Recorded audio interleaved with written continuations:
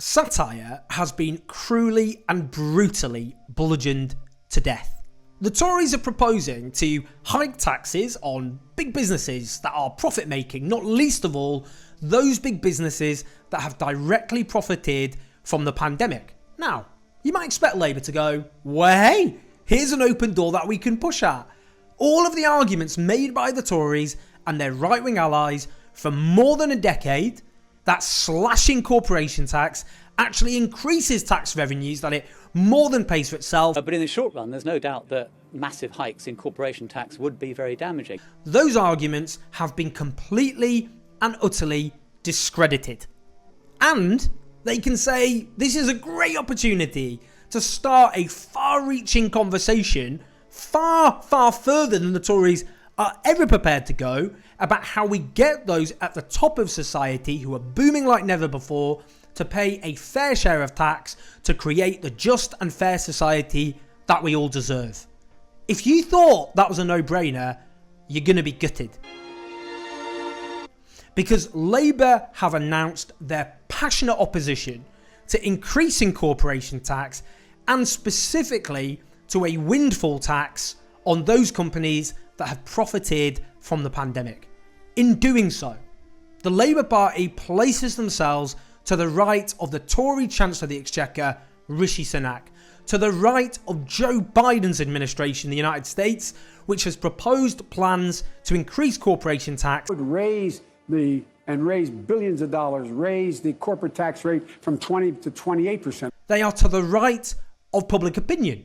According to the polls, over 2/3 of the British population support increasing corporation tax, and as you'd expect, that support is even firmer and larger amongst Labour voters. Now, what the hell is Labour's reasoning for this? Now, they claim that this would strangle the economic recovery, and privately, Keir Starmer's allies say they are still committed to increasing taxes on those at the top. But Labour's reasoning doesn't make any sense whatsoever. When the Shadow Foreign Secretary, Lisa Nandy, went on national television to defend this indefensible policy, she argued that it would threaten the future of struggling businesses. I think it's absolutely right to look at how you pay for this, but the best way that you can pay down the debt is to make sure that you don't rack up more debt right now. And if you have mass unemployment, if you have businesses going to the wall, then that is exactly what you're going to see. Apparently not understanding that corporation tax only applies to profit. If a company is not making profit, then corporation tax doesn't apply to them. And in any case, there is absolutely no evidence whatsoever that keeping corporation tax low actually increases investment. This is just trickle-down economics being peddled of all parties by the Labour Party. And if Labour is genuinely committed to still increasing taxes on those at the top of society, then why the hell aren't they making, at least now, a passionate argument about why that has to happen? Now, I really think this is a very, very good opportunity to remind ourselves what Labour is actually for.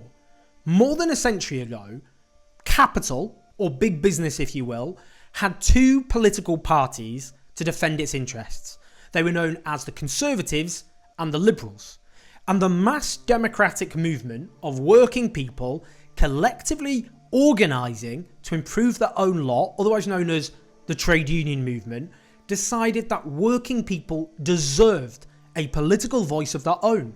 That became the party of Labour. The Labour Party, which could challenge the vested interests at the top of society, in whose interests all of society was systematically rigged. Now, Keir Hardie was the first leader of the Labour Party. The current leader, Keir Starmer, is actually named after him. And Keir Hardie turned up for the first time as a member of Parliament, and he was stopped at the gates by a police officer who said, "Are you here to work on the roof?" And he said, "No, I'm here to work on the floor." And so began a new generation of parliamentarians who saw it as their sacred responsibility, their duty, to champion the interests of working people against those who exploited them. Now, in those days, people were more likely to work in docks, in steelworks, in mines, in factories as personal servants. These days, working people are more likely to toil, to work in supermarkets or call centres or in offices. But working people still need a political voice now as much as they ever did. 4 decades after the Labour Party was founded, as Britain and its allies faced down the Nazis, Labour said that when we win the war, we've got to win the peace. And they positioned themselves as uniquely placed to cure the injustices that didn't just scar British society, but defined it. And from the rubble of a battered nation, they built the welfare state. They built the National Health Service. They brought utilities and industries under the public ownership of the people of this country. They had imagination. They had courage. They showed leadership. In our current national emergency, Labour should be showing the same courage and the same leadership. Now, it's true that within the Labour Party, there are always those embedded elements who are completely and utterly opposed to any transformative change that would challenge the vested interests at the top. The leaked Labour Party report last year revealed that senior Labour officials thought that anyone to the left of Gordon Brown, in their own words, were trots. And they said that they saw trots as a bigger enemy than Tories. Now, these people, this particular faction who cut their teeth in student politics and psychologically have never left, they want to purge what they regard as the trots from the Labour Party. Now, they're obsessed with this speech by Neil Kinnock in 1985 where he railed against militant who were actually genuine Trotskyists. I should know. My parents were members. But they want to kick out not just trots, there are very few Trotskyists in Britain today, but anyone on the left who wants a genuinely transformative government. Here's another illustration. Within the Parliamentary Labour Party, there are those genuinely sincere, committed MPs who want a better society and life for their constituents. There are also those who see it as a gravy train. There's this revolving door between those who become Labour MPs and end up working in lucrative private businesses, exploiting the links and connections that they established within Parliament. There are also those, as an example, who abroad have no commitment whatsoever to the most elementary, fundamental, basic rights of humanity. One of the biggest rebellions against Jeremy Corbyn by Labour MPs was by those who opposed Labour taking a stance against the Saudi-led war on Yemen, which has reduced that country to the worst humanitarian catastrophe on earth. Indeed, some of those Labour MPs have actually gone on paid junkets, along with Tory MPs, at the expense of the Saudi dictatorship, where they've even lauded the Saudi regime. I'll give one example. One Labour MP cooed that he had seen a modern progressive Saudi Arabia that has totally changed my view of this country. How utterly, morally and politically bankrupt do you have to be to become a cheerleader for a Saudi dictatorship that carpet bombs children, that decapitates gay people and dissidents, that subjugates women, that exports international terrorism? And yet those Labour MPs exist, and that underlines that they are a hostile bloc fundamentally opposed to transformative change either here or abroad. Now, when Keir Starmer became leader of the Labour Party, he committed to defending the transformative domestic priorities of the Corbyn period, like hiking corporation tax and taxes on the well-to-do, like common ownership, like scrapping tuition fees, like defending the rights of migrants, like no more illegal wars, and support for a green industrial revolution. Above all else, he promised to maintain the overall political direction established by the Corbyn leadership back in 2015. The fundamental shift in our policy from 2015 to 2017 and then to 2019 to a more radical politics was the right fundamental shift. Big issues like being a party of anti-austerity, being a party that wants to invest in our public services and in manufacturing. Really important shifts, and I'm very concerned that as we move forward, we don't either trash the last Labour government or trash the last 4 years. But Labour no longer seems to have any coherent vision whatsoever. Instead, they defer to focus groups of those who voted Conservative in 2019. Now, of course, focus groups have an important role. They should inform your political vision. They shouldn't become a substitute for your political vision. That's not leadership, that's followership. And indeed, focus groups can only take you so far, as Derek Draper, one of the founders of New Labour, himself so eloquently put it.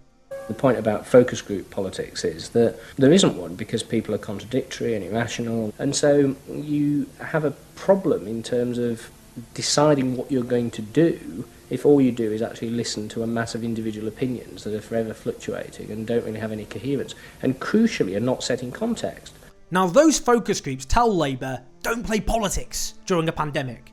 If we were to rewind back to the financial crash, back to focus groups run by the Conservatives, there is no question at all, that they would have told the Tories, don't play politics during the financial emergency.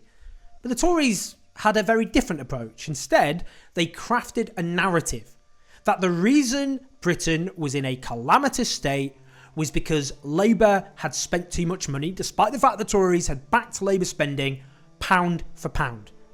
And that stuck. I've just got a really simple question. Yeah. Do you accept that when Labour was last in power, it overspent? Because the Tories realised you don't just repeat back to focus groups what they tell you. You have the power to create the political weather. Now, because Labour haven't had that approach, and they don't have to be dishonest, they can just tell the truth, the Labour Party has let the Tories get away with one of the most catastrophic handlings of the pandemic on the face of the earth. One of the worst death tolls, one of the worst death rates, one of the worst economic hits on the face of the planet.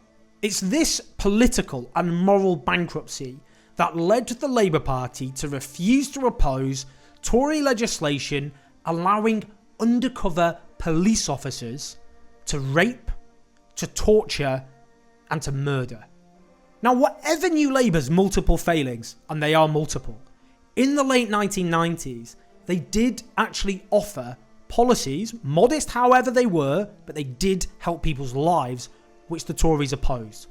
Like the minimum wage, like a windfall tax on privatised utilities, like gay rights, like devolution. But this time round, these Tories today, who are clever and wily, will appropriate any modest tinkering policies that the Labour Party offers. Unless Labour is willing to offer policies that actually transform society, that actually challenge those with wealth and power, then they won't be able to offer any distinct alternative to the Tories at all. And if they can't do that, then what the hell is the point of voting for them? In our last major national emergency, Labour showed courage, imagination, leadership. Today's Labour Party is missing in action. It has abdicated its most basic responsibilities to champion the interests of the very people it was founded to represent, to offer a compelling vision of a new society, just and equal, with all the wealth and all the resources and all the talent that exists in this country to build that society. That just isn't good enough. And if they're failing to offer leadership and an alternative and to hold the Tories to account, then we have to show leadership instead. We have to build pressure from below to drag the Labour Party, kicking and screaming if needs be, to do its job, to offer hope and optimism and a vision of a society that we all deserve. It's up to every single one of us, because if we don't do it, no one else will.